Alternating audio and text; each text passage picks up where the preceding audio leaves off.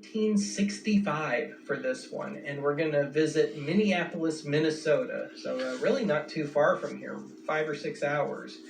And this comes to us by way of Wcco Am, which still very much exists.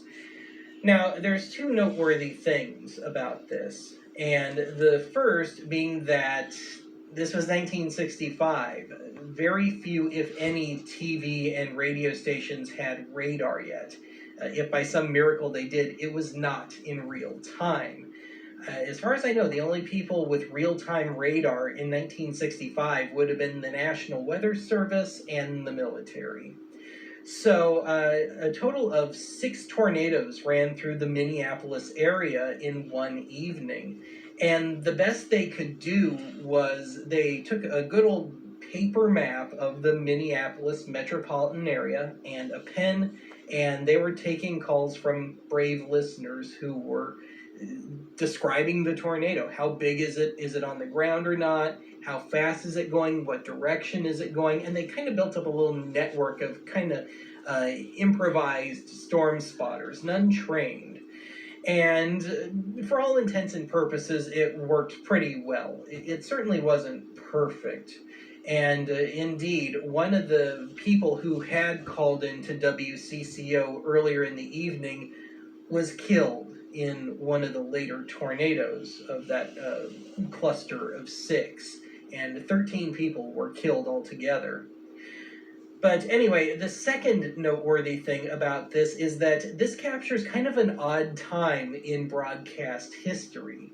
So, certainly within the realm of oddity archive, we tend to think a lot of civil defense broadcasting. Well, the Conrad era didn't do weather at all. That ended in 1963. Now we're into the emergency broadcast system era, and that didn't start folding in weather alerts until, I want to say, probably the early 80s. So, some stations wanted to have alert tones, and they just kind of had to improvise. Some would just do a basic sine wave, and that didn't really do it. So what WCCO did, and this is truly the definition of ghetto, they created their own little homemade klaxon system, I guess comparing it to the klaxon horn, if you've ever seen one. What they did was WCCO was controlled by CBS. The overlords at CBS had sent WCCO a bunch of ashtrays at some point, and at least one of them was a big double bay ashtray, I guess, so 2 people on the air could smoke. And 1965. So what they did was they took one of these big ashtrays and they put it on top of their big professional degaussing magnet, which is an electric magnet which is used to erase audio tapes and later videotapes. And so what they would do is they would have the ashtray on the magnet, turn on the magnet, and it would start vibrating in rhythm, and they just mic'd it.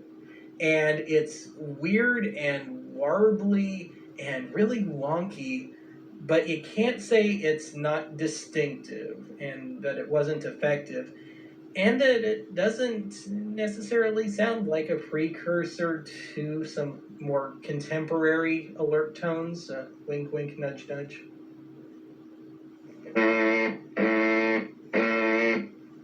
We interrupt this program to bring you an official tornado warning from the U.S. Weather Bureau. Broadcast of this official tornado warning will follow in just 30 seconds here on WCCO Radio. Please stand by.